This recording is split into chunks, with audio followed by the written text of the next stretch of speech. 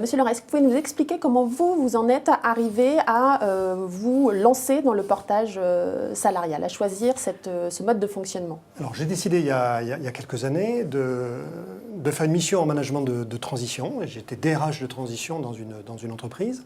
Et évidemment, s'est posé la question du qui allait porter le contrat.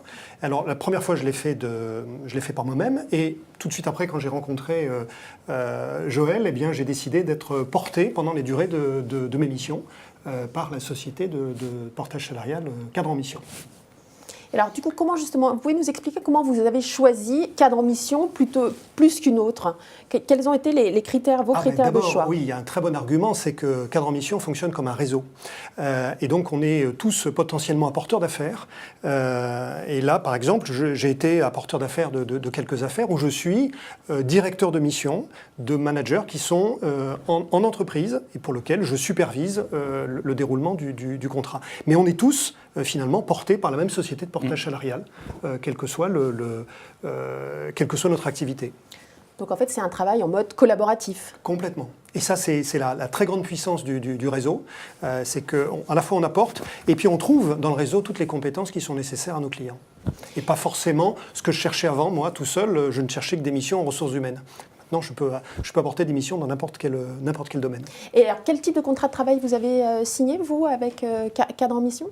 Alors c'est un contrat de portage salarial, c'est-à-dire j'ai un contrat avec la société de portage salarial, j'ai un contrat de travail exactement comme n'importe quel contrat de travail. Et donc c'est quoi? C'est un CDI? C'est un CDD? C'est un CDD pour la durée de la mission et qui donc me porte et me permet de bénéficier de tous les droits et avantages en tant que salarié. Alors, comment ça se passe?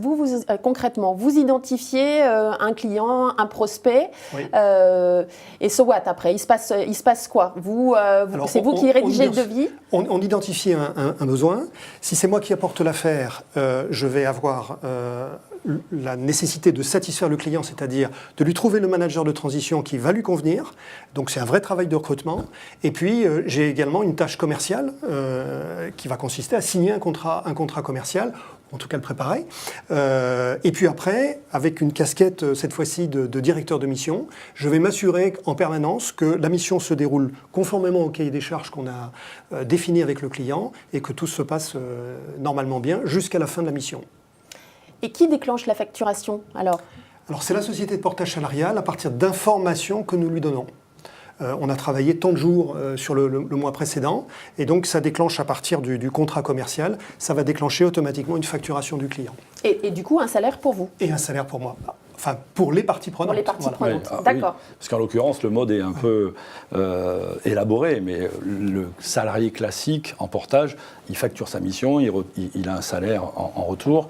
Et là, dans le modèle existant, c'est qu'en fait, on a mis en avant cette notion de réseau de manière à ce qu'on puisse, les uns les autres, s'apporter des missions. Donc, Philippe est le bon exemple. Il produit lui-même une mission aujourd'hui, et parallèlement à ça, de par son action, son réseau, sa connaissance, il a identifié d'autres missions et sur lesquelles il s'impute pour suivre l'avancement de la mission. Donc, il est à la fois apporteur d'affaires et superviseur de la mission pendant.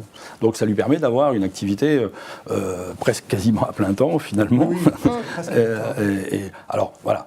Le contrat de travail, ça importe peu. C'est directement lié à l'activité et à la durée. Donc, après, on peut faire des CDD, des CDI, des CDD à temps partiel, des CDD à temps plein, des CDI à temps partiel, des CDI à temps plein. C'est plus les modalités d'intervention chez le client qui définissent le contrat. Voilà.